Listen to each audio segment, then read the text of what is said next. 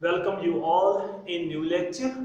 Dear students, in this lecture we will continue our previous topic, that is conservation of biodiversity. Dear students, if you remember previous lecture, I have told you there that the conservation of biodiversity is carried out through two approaches or two methods. First method को हम कहते हैं बेटा इन Situ conservation, तो दूसरे method को हम कहते हैं एक्स सिटू कंजर्वेशन। तो फिर मैंने आपको वहां पर यह भी बताया था कि ये जो इन सिटू कंजर्वेशन है ये वो कंजर्वेशन है जहां पर हम बायोडाइवर्सिटी को अपनी ही जगह पर अपनी ही हैबिटेट्स में प्रोटेक्ट करते हैं। तो ये जो इन सिटू कंजर्वेशन है इसको हम दो तरीकों से करते हैं। एक को हम कहते हैं हॉटस्पॉट्स और दूसरे को हम कहते हैं प्रोटेक्टेड एरियाज। देखो बेटा, ये जो प्रोटेक्टेड एरियाज हैं हम बायोजियोग्राफिकल एरियाज और इकोसिस्टम्स को बनाते हैं, डिलिमिट करते हैं, तो फिर वहां पर हम बायोडाइवर्सिटी को प्रोटेक्शन देते हैं। तो ये हमारे पास तीन तरह के प्रोटेक्टेड एरियाज हैं। एक को हम कहते हैं नेशनल पार्क, दूसरे को हम कहते हैं सेंचुरीज, तीसरे को हम कहते हैं बीआर सिंपली बायोस्फीयर रिजर्वर्स। इन दो को हमने कंप्लीट किया है प्रीवियस लेक्चर में, तो वो लेक्चर मौजूद है तो आपने वो देखा होगा। तो इनको हमने वहां पर कंप्लीट किया है। तो आज जो हम पढ़ेंगे डियर स्टूडेंट्स, तो आज हम पहले पढ़ेंगे बायोस्फीयर रिजर्वर, उसके बाद हम देखेंगे बायोडाइवर्सिटी हॉटस्पॉट्स। और ये बहुत इंपॉर्टेंट है from examination point of view, that is biosphere reservoirs and biodiversity hotspots. तो पहले हम देखेंगे व्हाट आर बायोस्फीयर रिजर्वर्स। देखो बेटा, बायोस्फीयर रिजर्वर्स क्या होते हैं। बायोस्फीयर रिजर्व, ठीक है, सिंपली बीआर, ठीक है। अब देखो बेटा, मैंने आपको प्रीवियस टॉपिक लेक्चर में ये बताया था कि जो नेशनल पार्क है, नेशनल पार्क ऐसा प्रोटेक्टेड एरिया होता है कि जहां पर हम both plants as well as animals को प्रोटेक्ट करते हैं, कि जहां पर हम होल बायोडाइवर्सिटी को प्रोटेक्ट करते हैं। इसके बरेक्स अगर हम देखेंगे सेंचुरी में हम खाली एनिमल्स को प्रोटेक्ट करते हैं, ठीक है ना।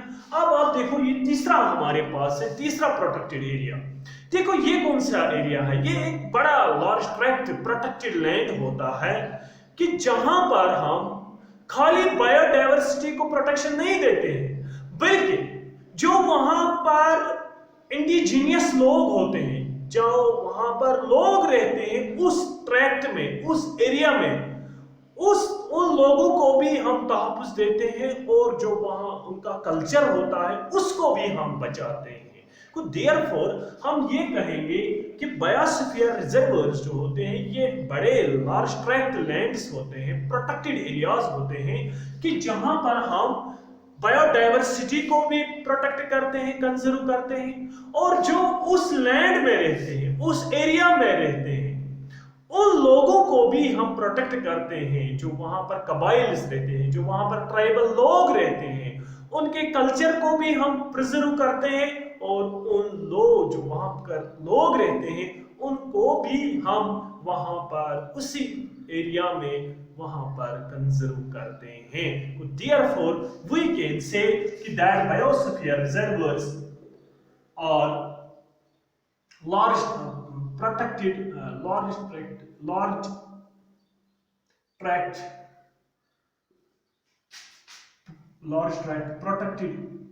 protected areas, ये बहुत बड़े एरियाज होते हैं।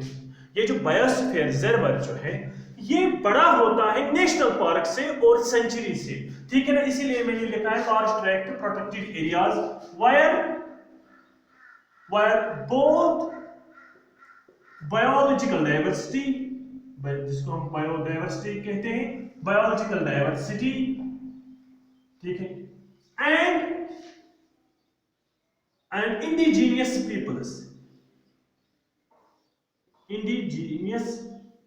पीपल्स एंड देयर कल्चर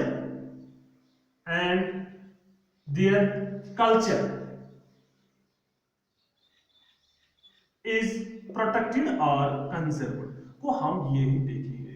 यहां पर आप देखो कि ये ऐसा एरिया लैंड होता है कि जहां पर हम बायोलॉजिकल डाइवर्सिटी को भी प्रोटेक्ट करते हैं, कंजर्व करते हैं, और जो वहां पर इंडिजीनियस पीपल्स, जो वहां पर लोग रहते हैं ऑलरेडी जहां पर होते हैं, तो उनको भी हम प्रोटेक्ट करते हैं, और जो उनका कल्चर जो होता है उसको भी हम तहफ्फुज देते हैं। तो उसी को हम कहते हैं बायोस्फीयर रिजर्वायर्स को। देयरफॉर वी कैन से ये जो बायोस्फीयर रिजर्वायर होता है, it's an area of cooperation. ये एरिया होता है कोऑपरेशन का, किन किन के दरमियान? It's an area of cooperation between environmentalists, scientists, economists and local peoples. ये चारों लोग वहां पर कोऑपरेट करते हैं एक दूसरे के साथ। फिर वो उसी कोऑपरेशन के जरिए वहां पर जो बायोडाइवर्सिटी होती है वो प्रोटेक्ट मतलब की जाती हैं, और जो वहां के लोग होते हैं उनका डेवलपमेंट की भी किया जाता है, और जो उनका कल्चर होता है उसको भी वहां पर कंजर्व किया जाता है। Therefore we can say that biosphere reservoir, it is a place of cooperation, it is a place of experimentation, it is a place of education, where जहां पर environmentalists, local peoples, educationists और economists जो वहां पर cooperate करते हैं एक दूसरे के साथ, ताकि जो उस एरिया में बायोडाइवर्सिटी होती है और जो वहां पर लोग होते हैं उनका भी डेवलपमेंट किया जाता है, और उनका जो कल्चर होता है उसको भी प्रोटेक्ट किया जाता है, और साथ ही साथ वहां पर बायोडाइवर्सिटी भी मेंटेन की जाती है, और वहां का जो लैंडस्केप होता है उसको भी प्रोटेक्टेड वहां पर किया जाता है। देयरफॉर वी कैन से, इस तरह से हम लिखेंगे कि दैट बी आर जो होता है is an area of cooperation. ये होता है क्या? कोऑपरेशन का एरिया, ठीक है। It's an area of cooperation, experimentation, ठीक है, एक्सपेरिमेंटेशन। यहां पर एक्सपेरिमेंट किया जाता है। कौन सा एक्सपेरिमेंट है? मतलब how to conserve the biodiversity and how to conserve the local indigenous peoples, ठीक है। एक्सपेरिमेंटेशन, ठीक है ना। एजुकेशन, ठीक है, यहाँ पर स्टडी की जाती है, रिसर्च की जाती है। किस पर रिसर्च की जाती है?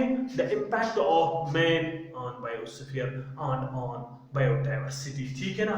तो यहाँ पर ये एरिया है जहां पर क्या आता है, वायर क्या एनजीओस, मतलब जिनको हम कहते हैं एनवायरमेंटलिस्ट्स, ठीक है। एनवायरमेंटलिस्ट्स, एनजीओस भी का यहाँ पर जो काम करते हैं विद रिगार्ड टू एनवायरमेंट, ठीक है ना। और इकोनॉमिस्ट्स, ठीक है ना। एंड लोकल पीपल्स, ठीक है ना। कॉपरेट ईच अदर, जहां पर वो कॉपरेट एक दूसरे के साथ करते हैं, एक दूसरे के साथ, तो ताकि जो वहां पर जो ट्रैक्ट होता है, जो ये एरिया होता है, कि किस तरह से वहां पर बायोडाइवर्सिटी को प्रिजर्व किया जाए, और जो वहां का लोकल पीपल्स है उनका डेवलपमेंट, सस्टेनेबल डेवलपमेंट किस तरह से किया जाए, ठीक है ना। और उनका जो कल्चर होता है उस कल्चर को कैसे तहफ्फुज दिया जाएगा, तो उसी को हम कहते हैं बायोस्फीयर रिजर्वायर, ठीक है ना। तो अब आप देखो ये जो बायोस्फीयर रिजर्वायर है,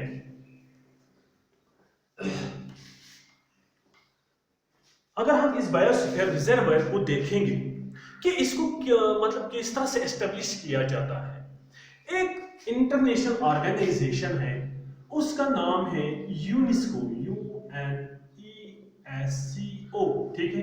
यूनेस्को मतलब ये एक इंटरनेशनल ऑर्गेनाइजेशन है जिसका ये मतलब है यूनाइटेड नेशंस, मैं यहां पर लिखूंगा nations education, scientific and cultural organization. ये एक एजेंसी है, इंटरनेशनल एजेंसी, यूनाइटेड नेशंस की एक एजेंसी। तो इस एजेंसी ने इन 1974 में इस एजेंसी ने एक प्रोग्राम चलाया है, उस प्रोग्राम का नाम है man and biosphere. Man and biosphere, ये जो एजेंसी है यूनेस्को की, इसने एक प्रोग्राम स्टार्ट किया है 1974 में, और इसका जो प्रोग्राम जो इसने स्टार्ट किया है उसका नाम है मैन एंड बायोस्फीयर। ठीक है, इसका मतलब जिसको हम MABB कहते हैं, ठीक है ना, MABB। और इसका मकसद क्या था? इसका मकसद यह था to analyze the impact of man on biosphere। जो एक्टिविटीज मैन करता है कि उससे क्या इफेक्ट पड़ता है बायोस्फीयर। बायोस्फीयर जिसमें लिथोस्फीयर, हाइड्रोस्फीयर एंड एटमॉस्फेयर आता है, ठीक है ना। तो इसने यही एक प्रोग्राम स्टार्ट किया, और इसी प्रोग्राम के अंदर ये जो है बायोस्फीयर रिजर्वर, इनको एस्टेब्लिश किया जाता है। तो देयरफॉर वी कैन से कि that biosphere reserves are established under MAB, that man and biosphere. देखो इस तरह से ऑब्जेक्टिव आ सकता है आपके जो है एग्जाम कि that the biosphere reserves are established under, फिर 2-3 ऑप्शंस वहां पर होंगे, तो आप बेटा ये लिखेंगे कि that the biosphere reserves are established under man and biosphere और MAB। ये किसका प्रोग्राम है? यूनेस्को, ये इंटरनेशनल यूनाइटेड नेशंस की एक ऑर्गेनाइजेशन है, तो इसी के अंडर इसको एस्टेब्लिश किया जाता है कि ठीक है ना। अब यहां पर आप देखो, हम और एक पॉइंट यहां पर लिखेंगे कि दैट बी और एस्टेब्लिश्ड अंडर MAB मतलब man and biosphere, man and biosphere program. इसी प्रोग्राम के अंदर इनको एस्टेब्लिश किया गया है। ये जो MAB क्या है? ये एक प्रोग्राम है, ये एक मतलब प्रोजेक्ट है यूनेस्को का, ठीक है ना, विच वाज एस्टेब्लिश्ड इन 1974। ये आप यहां पर याद रखेंगे। अब आप देखो ये जो बायोस्फीयर रिजर्वर है इसकी क्या है? तो बायोस्फीयर रिजर्वर जो एस्टेब्लिश किया जाता है इसकी क्या किस तरह से स्ट्रक्चर होती है? ये जो है ना बायोस्फीयर रिजर्वर, इसकी 3 पार्ट्स होते हैं। एक पार्ट को हम कहते हैं कोर एरिया। कोर एरिया मतलब जहां पर इस बायोस्फीयर को बनाया जाता है, इसको 3 हिस्सों में इसको बांटा जाता है। सेंट्रल एरिया, उसको हम कहते हैं कोर एरिया। फिर इस कोर एरिया के बाहर और एक एरिया होता है, उसको हम कहते हैं बफर एरिया और जोन। इसको बफर एरिया और बफर जोन कहते हैं। फिर आउटर एरिया, ठीक है ना, आउटर एरिया। ये 3 एरियाज में डिवाइड किया जाता है, ठीक है ना। तो अब मैं यहां पर इसको बनाऊंगा, तब जाके आपको ये समझ आएगा, ठीक है ना। देखो बेटा, अब हम इसको यहां पर थोड़ा डायग्रामेटिकली अंडरस्टैंड करेंगे। This is the core area, ये कोर एरिया है, सेंट्रल, ये बायोस्फीयर का कोर एरिया होता है। इसके बाहर और एक एरिया होता है, इस तरह से एस्टेब्लिश इसको किया जाता है, and this is called buffer area. Core area, buffer area and outer area, इसकी 3 एरियाज हैं। ये जो बायोस्फीयर रिजर्वर है इसके 3 एरियाज हैं। इसको ये जो सेंट्रल वाला होता है इसको हम कहते हैं कोर एरिया, ये सेंट्रल वाला एरिया है। फिर दूसरा है बफर जोन इसको कहते हैं, और बफर एरिया, फिर आउटर एरिया, ठीक है ना। This is the biosphere reservoir. इस तरह से बायोस्फीयर रिजर्वर को बनाया जाता है। अब हम देखेंगे पहले फर्स्ट एरिया को, दैट इज कोर एरिया।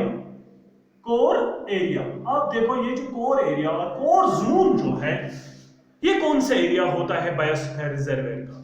ये होता है वो एरिया कि जहां पर कोई भी ह्यूमन एक्टिविटी अलाउ नहीं की जाती है। No human activity is allowed in this zone, in this area. कोई भी एक्टिविटी इसमें अलाउ नहीं की जाती है। को therefore we can say it is legally protected area. जो यहाँ पर हो ये एरिया है, यहाँ पर कोई नहीं जा सकता है, कोई किसी मतलब इंसान को यहाँ पर एंट्री नहीं होती है। This is the undisturbed area, no human activity, किसी को भी यहाँ पर इजाजत नहीं होता है इस वाले एरिया में, कोर एरिया में, strictly prohibited, it is legally. अगर यहाँ पर कोई घुसने की कोशिश करेगा एंड ही इज, तो उसको पनिश किया जाता है under law. Therefore we can say कि जो कोर एरिया होता है बायोस्फीयर रिजर्वर का, इट इज क्या, ये अनडिस्टर्ब्ड एरिया होता है। कोई भी ह्यूमन एक्टिविटी ना, यहाँ पर टूरिज्म के लिए कोई नहीं जा सकता, विजिटर भी यहाँ पर कोई मैं कह रहा हूं कि कोई यहाँ पर नहीं जा सकता है, ठीक है ना। कि यहाँ पर हम देखिए कोई कोर एरिया में no private activity, no human activity, हम लिखेंगे no human activity is allowed, कोई भी ह्यूमन एक्टिविटी अलाउ नहीं की जाती है। तो और क्या है कि हम ये लिखेंगे कि इट इज अनडिस्टर्ब्ड एरिया, ये अनडिस्टर्ब्ड एरिया होता, अनडिस्टर्ब्ड एरिया होता है ये कोर एरिया, ठीक है ना। तो यहां पर जो है, जो यहां पर स्पीशीज रहते हैं दे गेट हाईएस्ट प्रोटेक्शन, इनको सबसे ज्यादा प्रोटेक्शन मिलती है और लीगली प्रोटेक्टेड, यहां पर लीगली कि इस यहां जो स्पीशीज रहते हैं उसको हम छू भी नहीं सकते, ठीक है ना। तो this is the core area. अब देखो ये कोर एरिया यहां पर बाउंड्री होती है अंदर, ठीक है ना, इसके अंदर हम नहीं जा सकते। फिर होता है दूसरा एरिया, इसको कहते हैं बफर जोन, इसको कहते हैं बफर जोन, ठीक है ना।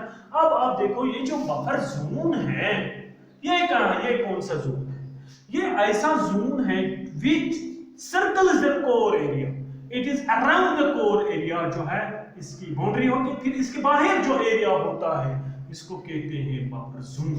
दूसरा जोन कौन होता है, बफर एरिया और बफर जोन, ठीक है ना, ठीक है। यहां पर आप देखो buffer, it is around core area, ही आप लिखेंगे यहां पर। आप देखो यहां पर जो है बफर जोन में यहां पर कौन सी एक्टिविटीज की जाती है, यहां पर भी प्रोहिबिटेड एक्टिविटीज की जाती हैं। कौन कौन सी, यहां पर वो एक्टिविटीज अलाउ की जाती हैं कि that which helps to in conservation of biodiversity, जो हमें मदद करते हैं बायोडायवर्सिटी को प्रोटेक्ट करने में। मतलब यहां पर कोई भी इकोनॉमिक एक्टिविटी अलाउ नहीं की जाती है। यहां पर कौन सी एक्टिविटीज अलाउड है बफर जोन में, आपके एग्जाम में ऐसे ही क्वेश्चंस आते हैं, ठीक है ना। तो यहां पर कौन सी एक्टिविटी, फॉर एग्जांपल यहां पर रिसर्च अलाउ है, ठीक है ना। तो ये रिसर्च यहां पर अलाउ नहीं है, यहां पर कोई भी एक्टिविटी मैं कह रहा हूं, जीरो एक्टिविटी यहां पर अलाउ है कोर एरिया में। बट इन बफर जोन वो एक्टिविटीज अलाउड है कि जिनसे हमें मदद मिलता है इसको कंजर्व करने का, ना कि उस एक्टिविटी को अलाउ किया जाए कि जिससे बायोडायवर्सिटी को कोई मतलब थ्रेट पहुंचे, उसको अलाउ नहीं किया जाता है। कौन सी एक्टिविटीज, रिसर्च अलाउ किया जाता है बफर जोन में। इसी तरह से इको टूरिज्म, इको टूरिज्म मतलब होटल्स यहां पर कोई नहीं बना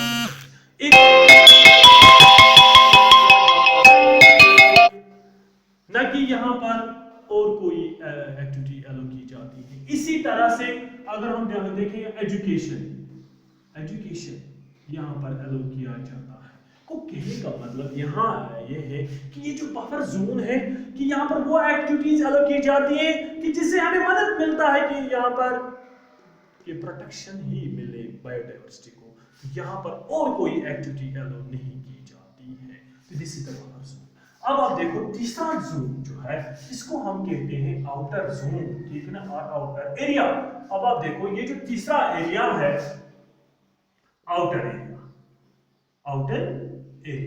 अब आप देखो ये जो आउटर एरिया है यहाँ पर ह्यूमन हैबिटेशन है, यहाँ पर लोग हैं, ये लोगों के घर है, ये आउटर एरिया। यहाँ पर इंडिजीनियस लोग रहते हैं, यहाँ पर मतलब जो यहाँ पर ऑलरेडी होते हैं इनको यहाँ पर शिफ्ट किया जाता है इस वाले एरिया में, आउटर एरिया में, ठीक है ना। और यहाँ पर जो लोग हैं वो अपनी इकोनॉमिक एक्टिविटीज उस तरह से उनको अलाउ किया जाता है कि जिससे हमें मदद मिले कि यहाँ पर जो भी बायोडाइवर्सिटी है उसको प्रोटेक्ट किया जाए। अब आप देखो ये जो आउटर एरिया है यहाँ पर कौन सी इकोनॉमिक एक्टिविटीज अलाउ की जाती है, सस्टेनेबल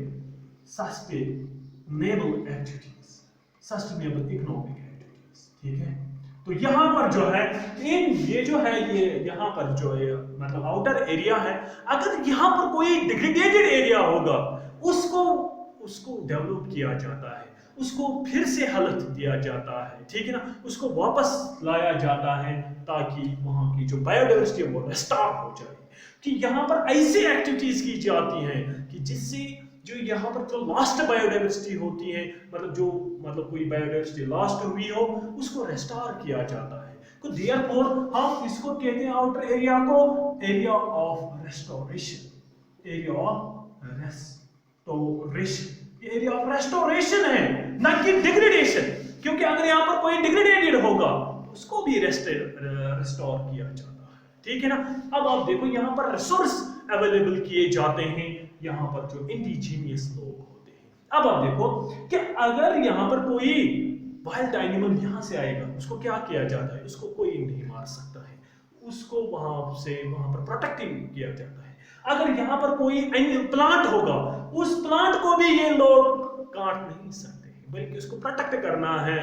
अगर वहां पर बिल्डिंग बनानी होगी तो उसके लिए परमिशन लेना पड़ता है और आउटसाइडर्स जो हैं उनको यहाँ पर मकान बनाने नहीं दिए जाते हैं। वो यहाँ पर मतलब आउटसाइडर्स यहाँ पर लैंड नहीं खरीद सकते हैं बल्कि जो यहाँ पर है ऑलरेडी वही यहाँ पर रह सकते हैं। तो देयरफॉर कि इन नटशेल हम यहाँ पर ये कहेंगे कि ये जो है बायोस्फीयर रिजर्वर्स कि यहाँ पर आउटर कोर एरिया से आउटर एरिया तक यहाँ पर कोऑपरेशन है, यहाँ पर कोऑपरेट किया जाता है, लोकल पीपल्स भी कोऑपरेट करते हैं, यहाँ पर एनवायरमेंटलिस्ट्स और जो इकोनॉमिस्ट जो यहाँ पर डेवलपमेंटल एक्टिविटीज होती हैं वो सस्टेनेबल वे से होती है ना कि डिग्रेडेबल किस तरह से की जाती है कि वो इकोनॉमिक एक्टिविटीज यहाँ पर की जाती है, ये लोग वो इकोनॉमिक एक्टिविटीज करते हैं यहाँ पर कि जिससे बायोडाइवर्सिटी पे कोई असर ना पड़े, ठीक है ना। यहाँ पर हम वो इंडस्ट्रीज नहीं लगा सकते हैं कि जिससे कोई असर यहाँ पर पड़े, ठीक है ना। Therefore we can say कि यहाँ पर जो बायोडाइवर्सिटी जो हम बायोस्फीयर रिजर्वर्स बनाते हैं कि यहाँ इस तरह से यहाँ पर बायोडाइवर्सिटी को प्रोटेक्शन दी जाती है, ठीक है ना। अब आप देखो कि कितने बायोस्फीयर रिजर्वर्स जो है इंडिया में, तो देखो बेटा till date about 18 biosphere reservoirs has been established in India. In India, about 18 BR has been established. ठीक है, तो 18 बायोस्फीयर रिजर्वर्स है आज इंडिया में, ठीक है। अगर हम देखेंगे out of these 18 8 are included, और जो है ना 8 are included under world network of biosphere reserve. ये एक प्रोग्राम है, यूनेस्को का एक लिस्ट है, ठीक है ना, जो अच्छे बड़े बड़े बायोस्फीयर रिजर्वर्स होते हैं वर्ल्ड में उनको उस लिस्ट में रखा जाता है। तो इंडिया के 8 बायोस्फीयर रिजर्वर्स हैं इस वाले लिस्ट में जिसका नाम है world network of biosphere reservoirs. ये किसका लिस्ट है, ये यूनेस्को का है, ठीक है ना, ये इसका एक लिस्ट है। तो इंडिया के 8 बायोस्फीयर रिजर्वर्स इस लिस्ट में जिसका नाम है world network of biosphere reservoirs. और जो पहला बायोस्फीयर रिजर्वर यहां पर एस्टेब्लिश किया गया है तो दैट इज नीलगिरी, ठीक है ना। कुछ बायोस्फीयर रिजर्वर्स का नाम भी मैं लिखूंगा, तो यहां पर आप याद रखेंगे 8 बायोस्फीयर रिजर्वर्स इस लिस्ट में है जिसका नाम है world network of biosphere reservoirs WNBR। कोई पूछेगा आप कहेंगे ये यूनेस्को का लिस्ट है जिसमें बड़े बड़े बायोस्फीयर रिजर्वर्स को यहां पर इंक्लूड किया जाता है, ठीक है ना। अब हम देखेंगे कि कुछ बायोस्फीयर रिजर्वर्स का नाम मैं यहाँ पर लिखूंगा। जो पहला जो बनाया गया है इंडिया में, first biosphere reservoir is Nilgiri. Nilgiri, ठीक है ना। ये जो नीलगिरी है ना, ये एक बायोस्फीयर रिजर्वर है बिटवीन तमिलनाडु, ठीक है, कर्नाटका एंड केरला। ये 3 स्टेट्स का लैंड इसमें है, नीलगिरी में। ये बहुत बड़ा बायोस्फीयर रिजर्वर है। और ये जो नीलगिरी है, it is under world network of biosphere reserve, उसके अंडर भी है। इसी तरह से दूसरा है नंदा देवी, ठीक है। नंदा देवी कहां पे है? इट इज इन उत्तराखंड में है ये, ठीक है ना। इसी तरह से तीसरा है, अगर हम देखेंगे, उसका नाम है रन ऑफ कच्छ, ये कहां पे है? गुजरात में है, गुजरात, ठीक है। इसी तरह से चौथा में यहां पर लिखूंगा संदरबन, ठीक है ना। संदरबन टाइगर्स का नाम आपने सुना होगा, और संदरबन का नाम आपको याद होगा, one of the largest delta in world में सबसे बड़ा डेल्टा है। ये जो है संदरबन कहां पे है? वेस्ट बंगाल में, ठीक है। इसी तरह से पांचवा हम देखेंगे नौक्रिक, नौक्रिक कहां है? इट इज इन मेघालय, ठीक है। इसी तरह से अगर हम छठवा देखेंगे नौक्रिक, जिसका नाम है नौक्रिक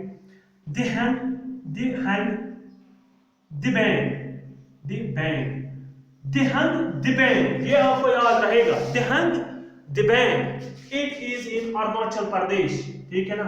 इसी तरह से सातवां मैं लिखूंगा यहां पर कोल्ड डिजर्ट, ठीक है ना। साथ मैं लिखूंगा कोल्ड डिजर्ट जो बेर है बायोस्फीयर रिजर्व में, इट इज इन हिमाचल में है, ठीक है ना। तो ये कुछ बायोस्फीयर रिजर्वर्स। इसी तरह से आप मनास भी लिखेंगे, वो भी हैं। इसी तरह से हैं जो है हमारे पास मनास भी है। तो ये इसी तरह से है सिमलीपाल जो उड़ीसा में है, ठीक है। तो ये आप इसी तरह से लिखेंगे। तो ये कुछ हमारे पास बायोस्फीयर रिजर्वर्स हैं, 18 है, तो कुछ नाम मैंने यहाँ पर लिखे हैं। तो this was about the biosphere reservoirs, ठीक है। तो और एक टॉपिक जो यहाँ पर हमें इसमें पढ़ना है इन सिटू कंजर्वेशन में, वो है बायोडायवर्सिटी हॉटस्पॉट, ठीक है ना। तो यहाँ पर आप लिखो हॉटस्पॉट, बायोडायवर्सिटी हॉटस्पॉट।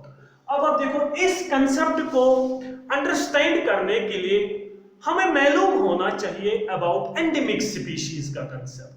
पहले हम अंडरस्टैंड करेंगे एंडेमिक स्पीशीज किस स्पीशीज को कहते हैं, उसके बाद हम बायोडायवर्सिटी हॉटस्पॉट को यहां समझ सकते हैं। तो पहले हम वो देखेंगे एंडेमिक स्पीशीज। अब आप देखो बेटा कि एंडेमिक स्पीशीज किस स्पीशीज को कहते हैं, ये कौन से प्लांट्स और कौन से एनिमल्स होते हैं।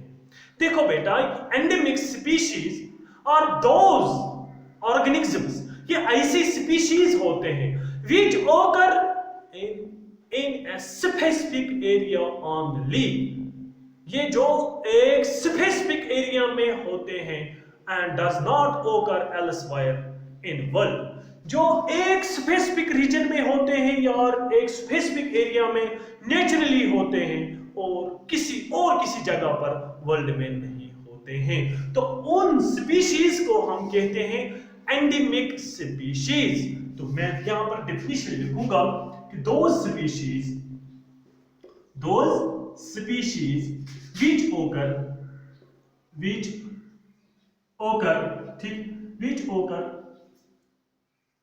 which occur naturally only in specific area or region, जो एक स्पेसिफिक एरिया और रीजन में होते हैं, ठीक है ना। And not elsewhere in world, not elsewhere else wire in world, जो खाली एक एरिया में रहते हैं और दूसरे एरिया में वो नहीं रहते, एक स्पेसिफिक एरिया में जो होते हैं और कहीं जगह पे नहीं होते हैं, तो उन स्पीशीज को हम कहते हैं एंडेमिक स्पीशीज। तो फॉर एग्जाम्पल से आपको ये एंडेमिक स्पीशीज का कंसेप्ट समझ आएगा। For example if we take the example of for example kangaroo. Kangaroo आप देखो बेटा, कैंगारू जो है it occur only in Australia not anywhere else, ये खाली ऑस्ट्रेलिया में है और किसी जगह पर कैंगारू को आप नहीं देख सकते, इंडिया में नहीं देख सकते, किसी भी और कंटिनेंट में आप कैंगारू को नहीं देख सकते हैं। Therefore we can say kangaroo is endemic to Australia। Australia, ये खाली ऑस्ट्रेलिया में है और किसी जगह पर कैंगारू नहीं है, तो therefore हम कहेंगे कि the kangaroo is endemic to Australia। इसी तरह से अगर हम देखेंगे और एक स्पीशीज, मैं यहाँ की बात करूंगा, यहाँ पर जो है, यहाँ पर इंडिया की बात मैं आपको यहाँ पर बताऊंगा। फॉर एग्जाम्पल अगर हम देखेंगे नीलगिरी लंगूर है, नीलगिरी लंगूर है, ठीक है। नीलगिरी लंगूर जो है it occur only in western Ghat, मतलब जो नीलगिरीज जो है तो it occur only in Nilgiris, ठीक है ना, और आपको ये कहीं और नहीं मिलेगा, ठीक है ना। इसी तरह से अगर हम देखेंगे हमारे पास है, उसका नाम है और एक स्पीशीज यहाँ इंडिया में, उसका नाम है पिग्मी हॉग। पिग्मी हॉग क्या है? It is a little pig, ये छोटा पिग इसको कहते हैं, छोटा पिग होता है वाइल्ड पिग, इसको हम वाइल्ड पिग कहते हैं, पिग्मी हॉग को हम वाइल्ड पिग कहते हैं। ये जो पिग्मी हॉग है it is restricted only to Assam not elsewhere in world, और किसी जगह पे आप इसको नहीं देख सकते, ठीक है ना। इसी तरह से अगर हम देखेंगे मलबर सिवेट जो है, मालाबर सिवेट है, ये जो मालाबर सिवेट है ना, it occur only in मालाबर coast, जो मालाबर कोस्ट है तो आप इसको वहां पर खाली देख सकते हैं, मालाबर कोस्ट, ठीक है। तो दीज आर कॉल्ड द, इनको हम कहते हैं एंडेमिक स्पीशीज। वो स्पीशीज जो एक स्पेसिफिक एरिया में होते हैं, एक स्पेसिफिक रीजन में रहते हैं और दूसरी जगह पर नहीं होते हैं, तो उनको हम कहते हैं एंडेमिक स्पीशीज। अब आप देखो वो areas which contains highest concentration of these endemic species, वो एरियाज जहां पर ये एंडेमिक स्पीशीज बहुत ज्यादा होते हैं और उन एरियाज में ज्यादा थ्रेट भी रहता है और वहां पर हैबिटेट लॉस भी हुआ होगा, तो उस एरिया को हम कहते हैं biodiversity hotspot.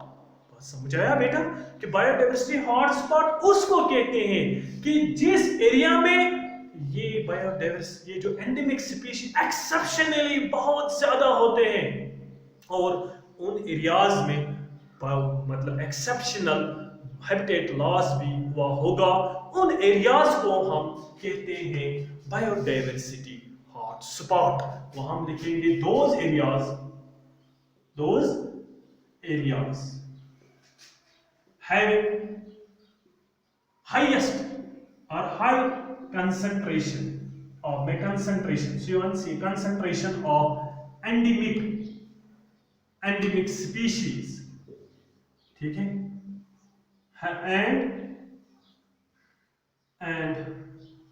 exceptional loss of habitat और कॉल्ड, उन्हीं को हम और कॉल्ड बायोडाइवर्सिटी हॉटस्पॉट्स, उनको हम बायोडाइवर्सिटी हॉटस्पॉट्स कहते हैं। क्यों कहते हैं? क्योंकि ये जो एंडेमिक स्पीशीज होते हैं दे आर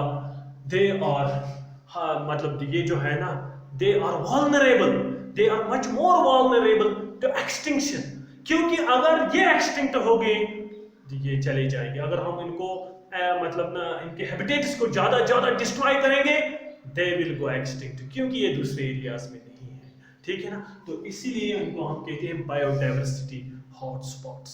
अब ये जो बायोडाइवर्सिटी हॉटस्पॉट का जो कंसेप्ट है इसको किसने बनाया है?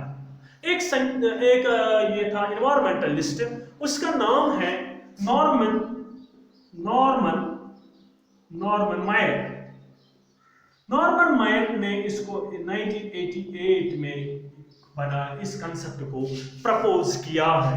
तो therefore we can say the concept of biodiversity hotspot was proposed by Norman Myers, ठीक है। अब आप देखो ये जो बायोडाइवर्सिटी हॉटस्पॉट है क्यों हम इसको बनाते हैं, इसकी क्या एम है?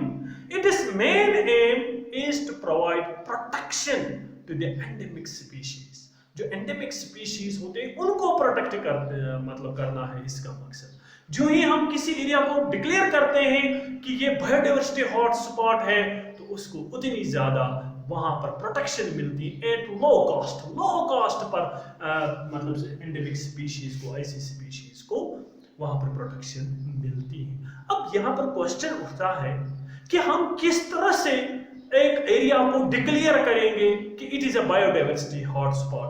हमारे पास कुछ क्राइटेरियाज हैं, on the basis of those criterias हम किसी एरिया को डिजिग्नेट कर सकते हैं कि that this area it is a biodiversity hotspot. अब आप देखो कि क्या क्राइटेरियाज हैं हमारे पास कुछ क्राइटेरियाज हैं। क्राइटेरिया देखो, पहला क्राइटेरिया जो है कि वहां पर क्या होना चाहिए, वहां पर एंडेमिक स्पीशीज होने चाहिए। कितनी एंडेमिक स्पीशीज होनी चाहिए? हाई एंडेमिक स्पीशीज वहां पर होनी चाहिए। कितनी? लगभग मोर देन 1500। वहां पर मोर देन 1500 उस एरिया में ये होने चाहिए एंडेमिक स्पीशीज, ठीक है ना। और क्या और एक क्राइटेरिया है हमारे पास जो जिसके बुनियाद पर हम किसी एरिया को एज डिजिग्नेट कर सकते हैं कि that it is a biodiversity hotspot. वो हम किस तरह से कर सकते हैं? अब आप देखो कि वहां पर हम देखते हैं हैबिटेट लॉस कि कितना हैबिटेट लॉस हुआ है। कि तकरीबन यहां पर जो क्राइटेरिया में 70% हैबिटेट लॉस होना चाहिए, वहां पर 70% लॉस, ठीक है ना, हैबिटेट लॉस, ठीक है, वहां पर होना चाहिए, ठीक। और भी कुछ क्राइटेरियाज है। और एक क्राइटेरिया है कि हम स्पीशीज रिचनेस देखते हैं, स्पीशीज रिचनेस, ठीक है।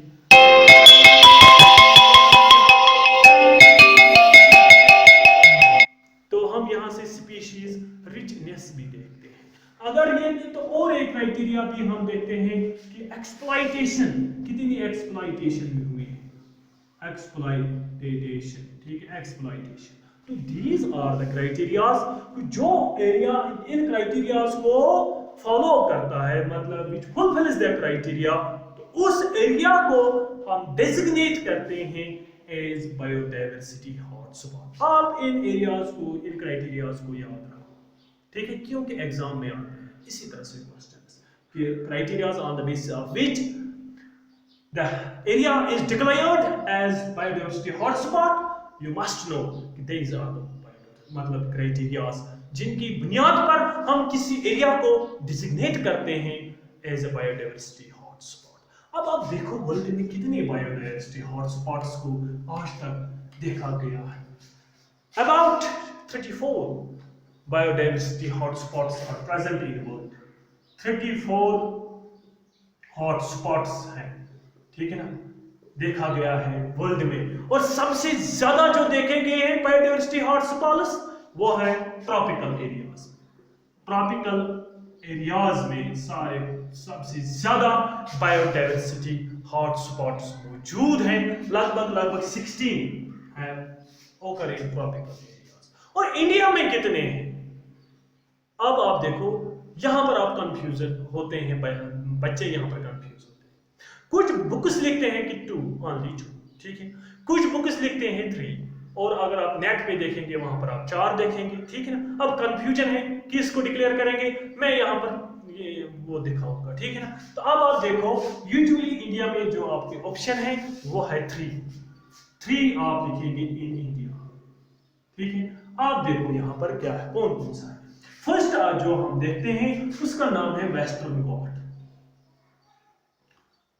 वेस्टर्न घाट, वेस्टर्न घाट आपको मेलो वेस्ट साइड से है, जो स्टार्ट होता है मतलब जो महाराष्ट्र से स्टार्ट होता है, ठीक है ना, तो तमिलनाडु तक उसको हम कहते हैं ये वेस्टर्न घाट।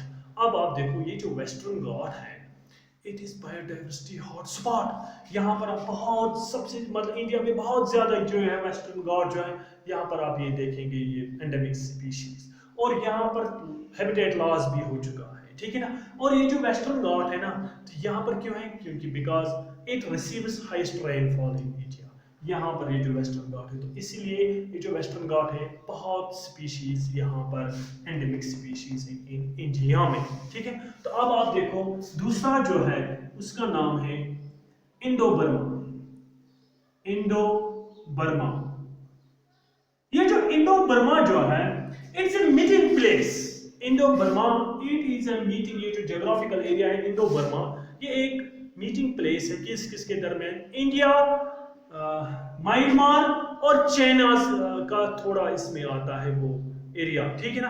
तो ये तीनों एरिया एक मीटिंग प्लेस है, यहाँ पर तीनों कंट्रीज के बॉर्डर्स मिलते हैं, ठीक है ना। तो इसीलिए हम इसको इंडिया ही में इंक्लूड करते हैं, क्योंकि इंडिया का भी थोड़ा सा मतलब कुछ हिस्सा इसमें आता है इंडो बर्मा के हॉटस्पॉट में, ठीक है ना। ये किनकी के दरमियान है, मीटिंग प्लेस बिटवीन इंडिया, ठीक है, म्यांमार, ठीक है, म्यांमार, ठीक है, और चाइना, ठीक है।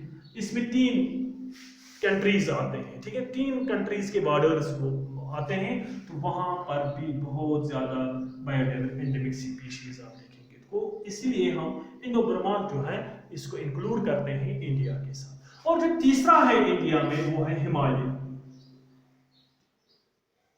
हिमालय, तो हिमालय हमें मालूम ही है, Himalaya is a hotspot, biodiversity hotspot. तो हिमालय के रीजन्स जो माउंटेन्स हैं बहुत सारे एंडेमिक स्पीशीज हैं, वो हैबिटेट लॉस भी हो चुका है, तो इसीलिए जो हिमालय भी है it is a biodiversity hotspot. तो यहाँ पर बहुत स्पीशीज हैं इस हिमालयन पहाड़ियों पर, ठीक है ना। And this is the concept of biodiversity hotspot.